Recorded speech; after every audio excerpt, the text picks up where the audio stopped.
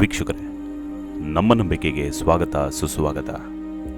ವೀಕ್ಷಕರೇ, ಬ್ರಹ್ಮಾಂಡ ಅಧಿಪತಿ, ಬಹುಮಂಡಲ ದೇವ ಅಂತಲೇ ಕರೆಯಲ್ಪಡುವ ವಿಷ್ಣು ಅವತಾರಗಳಲ್ಲಿ ಶ್ರೀಕೃಷ್ಣನ ಅವತಾರ ಮಹತ್ತರವಾದದ್ದು. ಕೃಷ್ಣನಿಗೆ ಬರೋಬ್ಬರಿ 108 ಹೆಸರುಗಳಿವೆ. ಕಂಸ ಮತ್ತು ಚಾಣೂರರ ಸಂಹಾರಕ್ಕಾಗಿ ವಿಷ್ಣು ಶ್ರೀಕೃಷ್ಣನ ಅವತಾರವನ್ನೆತ್ತಿದ. ಭಗವಂತ ಶ್ರೀಕೃಷ್ಣನಿಗೂ ಮಹಾಭಾರತದಲ್ಲಿ ಸಾವಾಗುತ್ತೆ. ಕೃಷ್ಣನ ವಂಶ ನಿರ್ವಂಶವಾಗಲಿ ಅಂತ ಗಾಂಧಾರಿ ಶಾಪ ನೀಡ್ತಾಳೆ. ದೂರ್ವಾಸ ಮುನಿಗಳು ತನ್ನ ಮೈಗೆಲ್ಲ ಸಂಜೀವಿನಿ ದ್ರವ ಬಳಿಯಲು ಹೇಳಿದಾಗ ಕೃಷ್ಣನು ದೂರ್ವಾಸರ ಪಾದಗಳನ್ನು ಬಿಟ್ಟು ಇನ್ನೆಲ್ಲಾ ಕಡೆ ಬಳಿತಾರೆ. ಆಗ ದೂರ್ವಾಸರು ನಿನಗೂ ನಿನ್ನ ಕಾಲಿನಿಂದಲೇ ಸಾವಾಗಲಿ ಅಂತ ಶಾಪ ನೀಡ್ತಾರೆ. ಮಹಾಭಾರತದಲ್ಲಿ ಶ್ರೀಕೃಷ್ಣನಿಗೆ ಪ್ರಮುಖ ಪಾತ್ರ ಇದೆ. ಕೃಷ್ಣ ಏಕಾಂಗಿಯಾಗಿ ನಿರಾಯುಧನಾಗಿ ಕುರುಕ್ಷೇತ್ರ ಯುದ್ಧದಲ್ಲಿ ಪಾಂಡವರಿಗೆ ಜಯ ತಂದುಕೊಡ್ತಾನೆ. ರಾಮಾಯಣದಲ್ಲಿ ರಾಮನಾಗಿ ವಾಲಿಯನ್ನು ಕೊಂದಾಗ ವಾಲಿಗೆ ಮುಂದಿನ ಅವತಾರದಲ್ಲಿ ನೀನು ನನ್ನನ್ನು ಕೊಲ್ಲುವೆಯಂತೆ ಅಂತ ಮಾತು ನೀಡಿರ್ತಾನೆ ಕೃಷ್ಣ. ಕುರುಕ್ಷೇತ್ರ ಮುಗಿದ ನಂತರ ಯಾದವ ಕುಲಸ್ಥರು ಧರ್ಮದ ಹಾದಿ ಬಿಟ್ಟು ಅಧರ್ಮದ ಕಡೆಗೆ ವಾಲ್ತಾರೆ. ಇದರಿಂದ ಬೇಸರಗೊಂಡ ಶ್ರೀಕೃಷ್ಣ ಮರವೊಂದರ ಕೆಳಗೆ ಧ್ಯಾನ ಮಾಡ್ತಾ ಕೂತಿರ್ತಾನೆ. ಕೃಷ್ಣನ ಕಾಲಿನ ಬೆರಳನ್ನ ಹಕ್ಕಿ ಎಂದುಕೊಂಡ ವಾಲಿ ಅವತಾರಿ ಜಾರ ಎಂಬ ಬೇಡ ಕೃಷ್ಣನ ಹೆಬ್ಬೆರಳಿಗೆ ಬಾಣ ಹೊಡಿತಾರೆ.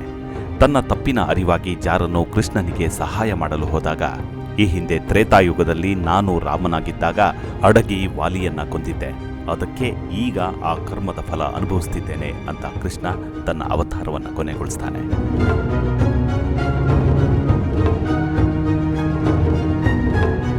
ಕೃಷ್ಣನ ದೇಹದ ಅಂತ್ಯ ಸಂಸ್ಕಾರ ಮಾಡಿದ ಬಳಿಕ ಇಡೀ ದೇಹವು ಪಂಚಭೂತಗಳಲ್ಲಿ ಲೀನವಾಯಿತು. ಆದರೆ ಅವರ ಹೃದಯವು ಮಾತ್ರ ಸಾಮಾನ್ಯ ಮನುಷ್ಯನಂತೆ ಬಡಿತಿತ್ತಂತೆ.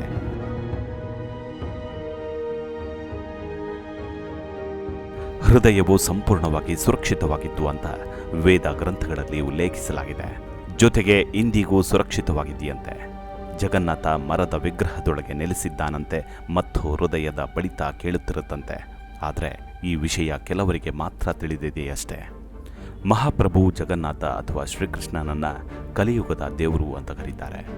ಜಗನ್ನಾಥನು ತನ್ನ ಸಹೋದರಿ ಸುಭದ್ರ ಮತ್ತು ಸಹೋದರ ಬಲರಾಮನೊಂದಿಗೆ ಪುರಿಯಲ್ಲಿ, ಅಂದರೆ ಈಗಿನ ಒರಿಸ್ಸಾದ ಪುರಿ ಜಗನ್ನಾಥನ ಮಂದಿರದಲ್ಲಿ ನೆಲೆಸಿದ್ದಾರೆ. ಆದರೆ ಈ ರಹಸ್ಯವು ಇಲ್ಲಿವರೆಗೆ ಬಹುತೇಕರಿಗೆ ತಿಳಿದಿಲ್ಲ. ಆದರೆ ಅಲ್ಲಿ ನಡೆಯೋ ಪವಾಡವನ್ನು ಸ್ಪರ್ಶಿಸೋರು, ಜೀವಂತವಾಗಿ ಅನುಭವಿಸೋರು ನಿಜಕ್ಕೂ ಜಗನ್ನಾಥನ ಪಾದಾರವಿಂದಗಳಿಂದ ತಮ್ಮ 7 ಜನ್ಮಗಳನ್ನು ಸಮರ್ಪಿಸಿಬಿಟ್ಟಿದ್ದಾರೆ. ಆ ಅಂತರಂಗದ ಅನುಭವವನ್ನು ಪುರಿ ಜಗನ್ನಾಥನ ಸನ್ನಿಧಾನದ ಅರ್ಚಕರು ನೆನೆದು ಭಾವುಕರಾಗ್ತಾರೆ. ಇಂದಿಗೂ ಶ್ರೀಕೃಷ್ಣ ನಮ್ಮೊಂದಿಗಿದ್ದಾನೆ ಅನ್ನೋದನ್ನು ಅನುಭವಿಸಿರೋದೇ ಅದಕ್ಕೆ ಸಾಕ್ಷಿ. ಅದು ಹೇಗಪ್ಪ ಅಂದರೆ, ಪುರಿಯ ಜಗನ್ನಾಥನ ಸನ್ನಿಧಿಯಲ್ಲಿ ನಡೆಯೋ ಆ ಒಂದು ಪವಾಡದಿಂದ, ಆ ಒಂದು ಸನ್ನಿವೇಶದಿಂದ. ಹೌದು ವೀಕ್ಷಕರೇ, ಪ್ರತಿ 12 ವರ್ಷಗಳಿಗೊಮ್ಮೆ ಪುರಿ ಜಗನ್ನಾಥ ಮಹಾಪ್ರಭುವಿನ ವಿಗ್ರಹವನ್ನು ಬದಲಿಸಲಾಗುತ್ತೆ. ಆ ಸಮಯದಲ್ಲಿ ಇಡೀ ಪುರಿ ನಗರದಲ್ಲಿ ಪವರ್ ಕಟ್ ಮಾಡಲಾಗುತ್ತೆ. ಅಲ್ಲದೆ ಆ ವೇಳೆಯಲ್ಲಿ ದೇವಾಲಯದ ಆಡಳಿತ ಮಂಡಳಿಯ ಮುಂದಿನ ಆದೇಶದ ತನಕ ಯಾರಿಗೂ ದೇವಾಲಯದ ಆಸುಪಾಸು ಪ್ರವೇಶವಿರೋದಿಲ್ಲ. CRPF ಯೋಧರು ದೇವಾಲಯದ ಸಂಕೀರ್ಣವನ್ನು ಸುತ್ತುವರೆದಿರುತ್ತಾರೆ. ದೇವಾಲಯದ ಒಳಗೆ ದಟ್ಟವಾದ ಕತ್ತಲೆ ಇರುತ್ತೆ. ಪೂಜಾರಿಯ ಕಣ್ಣುಗಳನ್ನು ಬಟ್ಟೆಯಿಂದ ಕಟ್ಟಲಾಗುತ್ತೆ. ಪುರೋಹಿತರ ಕೈಗೆ ಗ್ಲೌಸ್ಗಳನ್ನು ತೊಡಿಸಲಾಗುತ್ತೆ. ನಂತರ ಪ್ರಧಾನ ಅರ್ಚಕರು ಜಗನ್ನಾಥನ ಹಳೆಯ ವಿಗ್ರಹದಿಂದ ಬ್ರಹ್ಮದ್ರವ್ಯವನ್ನು ತೆಗೆದು ಹೊಸ ವಿಗ್ರಹಕ್ಕೆ ಸುರಿತಾರೆ. ಈ ಬ್ರಹ್ಮ ಪದಾರ್ಥ ಯಾವುದು, ಹೇಗಿರುತ್ತೆ, ದ್ರವ್ಯವ ಅಥವಾ ಹೃದಯವ ಅನ್ನೋದು ನೋಡಲು ಸಾಧ್ಯ. ಇಂದಿಗೂ ಇಲ್ಲಿವರೆಗೆ ಯಾರಿಗೂ ತಿಳಿದಿಲ್ಲ. ಇಲ್ಲಿವರೆಗೆ ಯಾರೂ ನೋಡೂ ಇಲ್ಲ.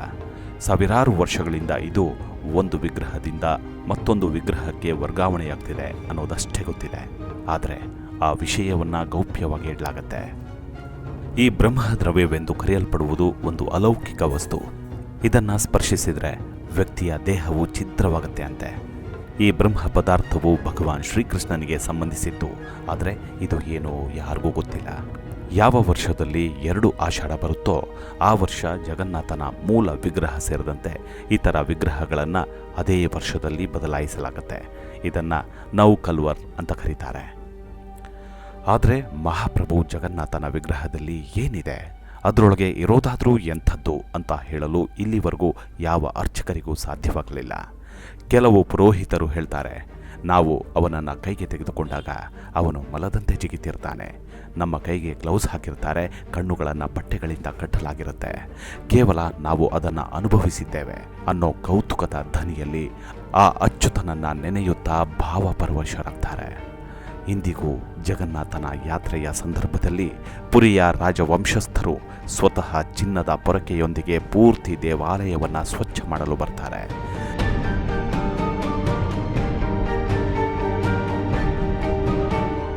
ಜಗನ್ನಾಥನ ದೇಗುಲದ ಸಿಂಹದ್ವಾರದ ಒಳಗೆ ಮೊದಲ ಹೆಜ್ಜೆ ಇಟ್ಟ ತಕ್ಷಣ ಒಳಗೆ ಸಮುದ್ರದ ಅಲೆಗಳ ಸದ್ದು ಕೇಳಿಸೋದಿಲ್ಲ. ಆದರೆ ಅಚ್ಚರಿಯ ವಿಷಯವೇನೆಂದರೆ ದೇವಾಲಯದಿಂದ ಒಂದು ಹೆಜ್ಜೆ ಹಿಂದೆ ಇಟ್ಟ ತಕ್ಷಣ ಸಾಗರದ ಸದ್ದು ಕೇಳಿಸುತ್ತೆ. ಹೆಚ್ಚಿನ ದೇವಾಲಯಗಳ ಶಿಖರದಲ್ಲಿ ಪಕ್ಷಿಗಳು ಕುಳಿತು ಹಾರೋದನ್ನು ನೀವು ನೋಡಿರಬೇಕು. ಆದರೆ ಜಗನ್ನಾಥನ ದೇವಾಲಯದ ಮೇಲೆ ಯಾವುದೇ ಪಕ್ಷಿಗಳು ಹಾದು ಹೋಗೋದಿಲ್ಲ. ಧ್ವಜವು ಯಾವಾಗಲೂ ಗಾಳಿಯ ವಿರುದ್ಧ ದಿಕ್ಕಿನಲ್ಲಿ ಹಾರುತ್ತೆ. ದಿನದ ಯಾವುದೇ ಸಮಯದಲ್ಲಿಯೂ ಸಹ ಜಗನ್ನಾಥನ ಮಂದಿರದ ಗೋಪುರದ ನೆರಳು ಬೀಳೋಲ್ಲ. ಜಗನ್ನಾಥ ದೇವಾಲಯದ 45 ಅಂತಸ್ತಿನ ಶಿಖರದಲ್ಲಿರುವ ಧ್ವಜವನ್ನು ಪ್ರತಿದಿನ ಬದಲಾಯಿಸಲಾಗುತ್ತೆ. ಒಂದು ದಿನವೂ ಧ್ವಜವನ್ನು ಬದಲಾಯಿಸದಿದ್ದರೆ ದೇವಾಲಯವನ್ನು 18 ವರ್ಷಗಳವರೆಗೆ ಮುಚ್ಚಲಾಗುತ್ತಂತೆ. ಅಂದಿನಿಂದಲೂ ಚಾಲ್ತಿಯಲ್ಲಿರೋ ಕಟ್ಟುನಿಟ್ಟಿನ ಕ್ರಮ ಇದು. ಅಂತೆಯೇ ಜಗನ್ನಾಥ ದೇವಾಲಯದ ಮೇಲ್ಭಾಗದಲ್ಲಿ ಸುದರ್ಶನ ಚಕ್ರವಿದೆ. ಅದು ಪ್ರತಿ ದಿಕ್ಕಿನಿಂದ ನೋಡಿದಾಗಲೂ ನಮ್ಮ ಕಡೆಗೆ ಮುಖ ಮಾಡಿದಂತೆ ಭಾಸವಾಗುತ್ತೆ.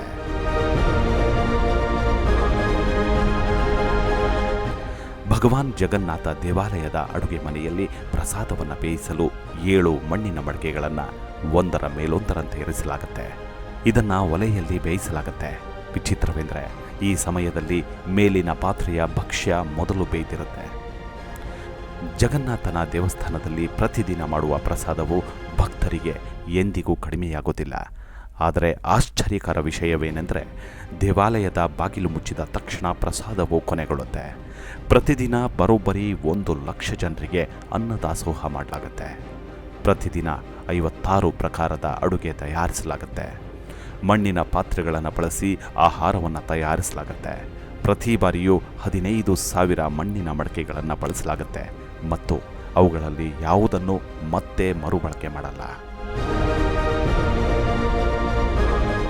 ಹೇಳ್ತಾ ಹೋದರೆ ಇನ್ನೂ ಹಲವಾರು ಅದ್ಭುತ ಸಂಗತಿಗಳು ನಮ್ಮ ಶ್ರೀಕೃಷ್ಣನ ಇರುವಿಕೆಯ ಬಗ್ಗೆ ಸಾಕಷ್ಟು ಪುರಾವೆಗಳನ್ನು ಒದಗಿಸುತ್ತವೆ. ಇಡೀ ಬ್ರಹ್ಮಾಂಡದ ಅಧಿಪತಿಯು ನಮ್ಮೊಡನಿದ್ದಾನೆ ಅನ್ನೋ ಜೀವಂತ ನಿದರ್ಶನ ಇದಕ್ಕಿಂತ ಇನ್ನೇನು ಬೇಕಲ್ವಾ? ಇದು ನಮ್ಮ ಪುರಾತನ ಭಾರತೀಯ ಸಂಸ್ಕೃತಿಗೆ, ಆಚಾರ ವಿಚಾರಕ್ಕೆ, ಪೌರಾಣಿಕ ಕಥೆಗಳಿಗೆ, ದೈವೀಭೂತ ಸಂಗತಿಗಳಿಗೆ ಹಿಡಿದಿರೋ ಕೈಗನ್ನಡಿಯೇ ಸರಿ. ಇಂತಹ ಮಾಹಿತಿಗಳನ್ನು ಆದಷ್ಟು ಶೇರ್ ಮಾಡಿ. ನಿಮ್ಮವರೆಗೂ ಸತ್ಯ ಸಂಗತಿಗಳನ್ನು ಮನವರಿಕೆ ಮಾಡಿಸಿ. ಮುಂದಿನ ವಿಡಿಯೋದಲ್ಲಿ ಮತ್ತೊಂದು ಇಂಟ್ರೆಸ್ಟಿಂಗ್ ವಿಡಿಯೋದೊಂದಿಗೆ ನಿಮ್ಮನ್ನು ಭೇಟಿಯಾಗ್ತೀನಿ. ಅಲ್ಲಿವರೆಗೂ ನಮಸ್ಕಾರ. ಇದು ನಿಮ್ಮ ನಂಬಿಕೆ.